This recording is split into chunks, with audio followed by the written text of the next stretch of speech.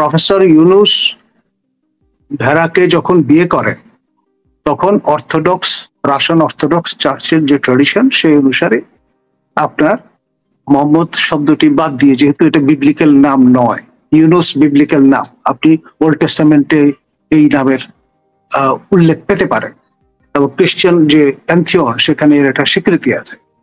তো সেই জন্য ভেড়ার যে কন্ডিশন ছিল যে তাকে অর্থোডক্স ক্রিশ্চিয়ান হয়ে ধর্মান্তরিত হয়ে ভেড়ার প্রাণী গ্রহণ করতে হবে, এবং প্রফেসর ইউনুসের এছাড়া কোনো গত্যন্তর ছিল না, তিনি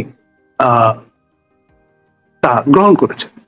এখন সেই কারণে পিনাকি ভট্টাচার্যের সমবেদনা মর্মে অনুভব করেন, কারণ তিনি নিজে মুসলিম কন্যা বিয়ে করেছেন, একজন ডাক্তারকে বিয়ে করেছেন, তিনি নিজেও পেশায় ডাক্তার, এবং আমরা পরিষ্কার না, তিনিও জনসম্মুখে কখনো বিষয়টা স্পষ্ট করেননি তিনি ধর্মান্তরিত হয়েছেন কিনা। কারণ শরিয়ত বা যে ইসলামী ট্র্যাডিশন সেই অনুসারে একজন মুসলিম নারী আপনার শুধুমাত্র একজন মুসলিমকে বিয়ে করতে পারেন, অন্য কোনো ধর্মের কাউকে বিয়ে করতে পারেন না। এখন একজন মুসলমান পুরুষ পিপল অফ দ্য বুক অর্থাৎ একজন খ্রিস্টান এবং একজন ইহুদি নারীকে বিয়ে করতে পারেন, এবং সেখানেও শর্ত আছে, সেই নারী গর্ভে যে সন্তানরা আসবেন ভূমিষ্ঠ হবেন তাদের অবশ্যই মুসলমান হতে হবে, খেয়াল করেন। আর আপনার নিজে ধর্মান্তরিত হয়ে ইহুদি বা খ্রিস্টান হলে আপনি ধর্মের বাইরে চলে গেলেন, ধর্মের ফোল্ডে থাকলেন না। আর সেখানে আপনি যখন একজন সনাতন ধর্মী মানুষ হয়ে আবার তার উপরে ব্রাহ্মণ, যেহেতু ভট্টাচার্য বা ভট্টাচার্যা একটি রাঢ় শ্রেণীর ব্রাহ্মণের টাইটেল, তিনি নিজে কিন্তু বারেন্দ্র ভূমির লোক, অর্থাৎ বগুড়ায় তার বাড়ি, তার পিতা শ্যামল ভট্টাচার্য তিনি একজন সর্বজন শ্রদ্ধেয় শিক্ষক ছিলেন, এবং যে সমস্ত কাহিনী তার জন্ম নিয়ে আছে আমি সেটা বলতে চাই না, বিলো দ্য বেল্ট, মানে কার ঐরসে তার জন্ম হয়েছে সেটা নিয়ে নানান রকমের সন্দেহ প্রকাশ করে রিপোর্ট বেরিয়েছে। আমি একান্ত ব্যক্তিগত বিষয়, রুচি বিঘরিত বিষয়, সে কারণে আমি সেখানে সেই আলোচনায় যাব না। কিন্তু তার যে ধর্ম, মানে তিনি মুসলমান হয়েছেন না সনাতন ধর্মে রয়ে গেছেন, আর তার বিবাহটি কি জায়েজ বা না জায়েজ এই বিষয়ে আমাদের যারা ইসলামিক জারিস্ট আছেন তারাই ভালো বলতে পারবে। আবার তিনি যে ভিডিও বার্তাটি প্রেরণ করেছেন জনসমক্ষে, সেখানে তিনি বারবার বলছেন, মিসকোট করছেন, যেখানে বরকতুল্লাহ বুলু মহোদয় বলেছেন যে খ্রিস্টান অর্থোডক্স চার্চের অনুসারী ভেড়াকে বিয়ে করেছেন ধর্মান্তরিত হয়ে প্রফেসর ইউনুস। সেখানে আমাদের পিনাকি ভট্টাচার্য বারবার বলছেন যে প্রফেসর ইউনুস ক্যাথলিক হয়েছেন। এটা তো হতে পারে না। আপনি এক মিনিটে যে বিষয়টা কোট করছেন আপনার এই শোতে, সেখানেই আপনি আবার ডিস্টর্ট করছেন, হুইচ ইজ রিয়েলি আনফর্চুনেট। এবং তিনি কোন রোগে ভুগছেন সেটা নিয়ে এখন অনেকের প্রশ্ন মনে উদিত হতে পারে। এবং এই ভদ্রলোক কথা নেই বার্তা নেই আমাদের বাংলাদেশের যে কোনো লোককে ত্যাগ করার চেষ্টা করেন সবসময়। আমাদের সর্বজন শ্রদ্ধেয় আমাদের আবুল কাসেম ফজলুল হক স্যার, বাংলা একাডেমির সভাপতি, তার পুত্র দীপানকে জবা করে হত্যা করা হয়েছে। এবং কেন? আপনার অভিজিতের আপনার গ্রন্থ প্রকাশের অপরাধে। আর অভিজিৎ এর হত্যাকাণ্ডের কথা তো আপনি নিশ্চয়ই জানেন। US state department 5 million bounty ঘোষণা করেছে। এটা কিন্তু জাতীয় না আন্তর্জাতিক পরিসরের একটা বিষয়। সেই দীপানের সহোদরা আমাদের আবুল কাসেম ফজলুল হক স্যারের বিদুষী কন্যা প্রফেসর ডক্টর সুচিতা শর্মিন যখন নিয়োগ পেলেন প্রথম নারী উপাচার্য হিসেবে বরিশাল বিশ্ববিদ্যালয়ে, এই পিনাকি ভট্টাচার্য তাকে ট্যাগ করার চেষ্টা করলেন। কবে কোথায় সাবেক আপনার সমাজ কল্যাণ মন্ত্রী দীপু মনির সঙ্গে একটা ছবি তুলেছিলেন, এইটা যোগ করে এই বরিশাল বিশ্ববিদ্যালয়ের যারা ছাত্র ছাত্রী তাদেরকে বিভ্রান্ত করার চেষ্টা করলেন তিনি। পরবর্তীতে শেষ অব্দি এই এক ধরনের কতিপয় ছাত্র ছাত্রীর আন্দোলনের মুখে সরকারও বিভ্রান্ত হয়ে আপনার সুচিতা শর্মিন সহ তার 2 সহকর্মী, প্রো ভাইস চ্যান্সেলর এবং ট্রেজারার বিএনপি সমর্থক, তাদের সহ সবাইকে পদচ্যুত করে আজকে আবার এক পত্রিকায় বিজ্ঞাপন দিয়েছেন। আপনার এই প্রথমবারের মতো বাংলাদেশে ভাইস চ্যান্সেলর পদের জন্য বিজ্ঞাপন দেওয়া হয়েছে বরিশাল এবং কুয়েট বিশ্ববিদ্যালয়। আমি সবকিছুর হোতা কিন্তু এই পিনাকি ভট্টাচার্য। একজনের কথাই কি সব হচ্ছে? একজনের কথাই কি দেশ চলছে? তাই তো দেখছি আমরা। ট্যাগিং এ তিনি ওস্তাদ, রীতিমতো ব্ল্যাকমেইল করছেন, তারপরে একেবারে অসংস্কৃত ভাষায় মানুষকে কটাক্ষ করছেন। বগুড়ার ভাষা ভালো, নাথিং রং উইথ দ্যাট, কিন্তু জিনিসটা হচ্ছে তিনি সবসময় আঞ্চলিক ভাষায় ট্যাগিং এর চেষ্টা করছেন, আপনার এক ধরনের বুলিং এর চেষ্টা করছে, যেটি আসলে কোনোভাবেই একজন শিক্ষিত মানুষের শোভা পায় না। তিনি আপনার আমাদের বরকতুল্লাহ ভুলু মহোদয়কে যা তা অশ্রাব্য ভাষায় তিনি আক্রমণ করেছেন। মনে হয় যে অ্যাজ ইফ তার কোনো বাড়া ভাতে তিনি ছাই দিয়েছেন, অথবা জমি দখল করে নিয়েছেন, অথবা তার কন্যা অপহরণ করে নিয়ে গেছেন, ভাবটা এরকম আর কি। এখন সব বিষয়ে তাকে মাথা কামাতে হবে কেন? হুইজি,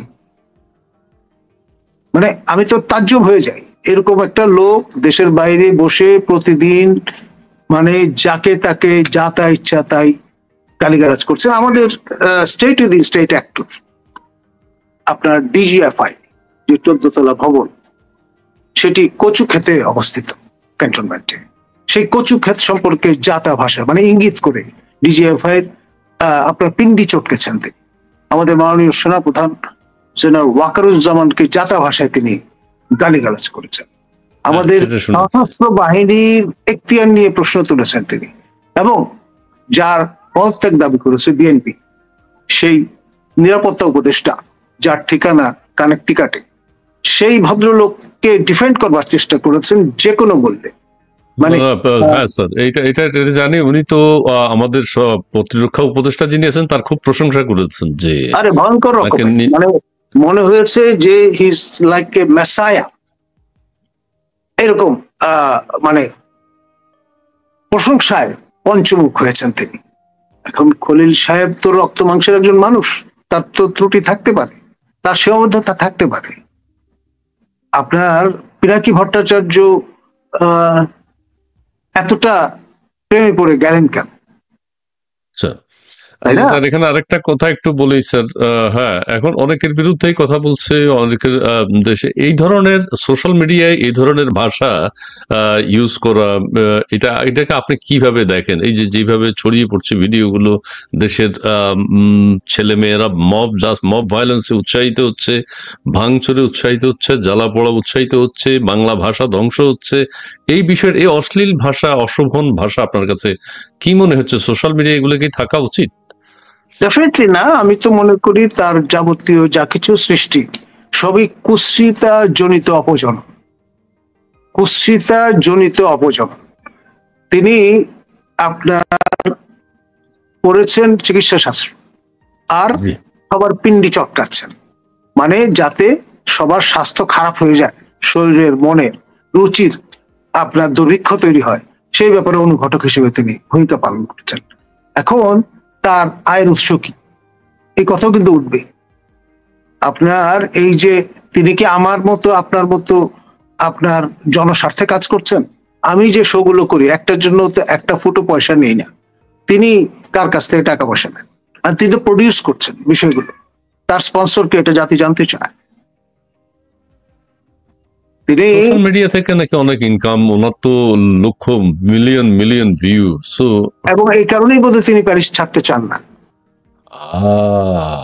আচ্ছা আচ্ছা, অবশ্যই আমাদের সবার জন্য একটা পীঠস্থান। আমি নিজেও বেশ কয়েকবার প্যারিসে গিয়েছি, এবং প্যারিসে আপনার আমাদের ফরাসি বিপ্লবের অন্যতম মহানায়ক, চট্টগ্রামের সন্তান জমির, যিনি প্যারিসে গিয়ে থিতু হয়েছেন জমর হিসেবে ফরাসি উচ্চারণ, এবং আপনার ভার্সাই প্যালেসে তিনি বেড়ে উঠেছেন।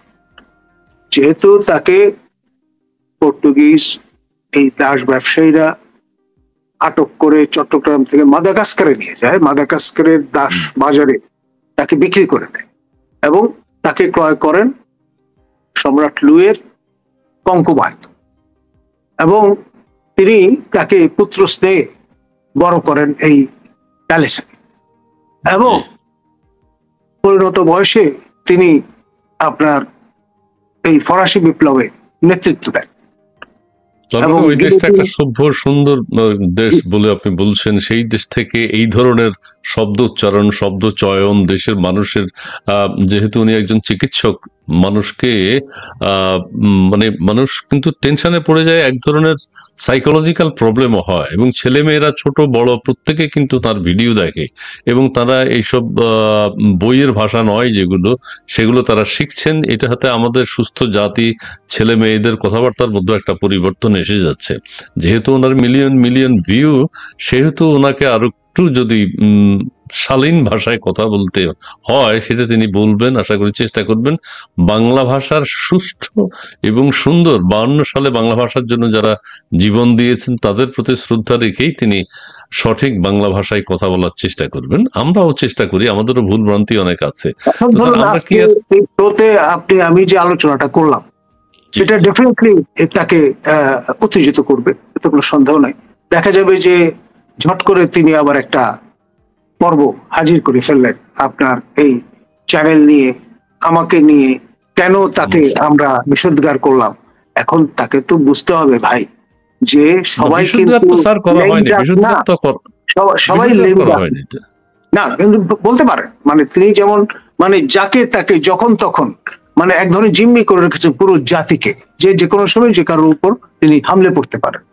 তো সেই জন্য আমরা তাকে জানান দিতে চাই যে সবাইকে কিন্তু ট্রেন করা যায় না, সবাইকে ভয় দেখানো যায় না। আর ভয় পাওয়ার কি আছে? One life to leave.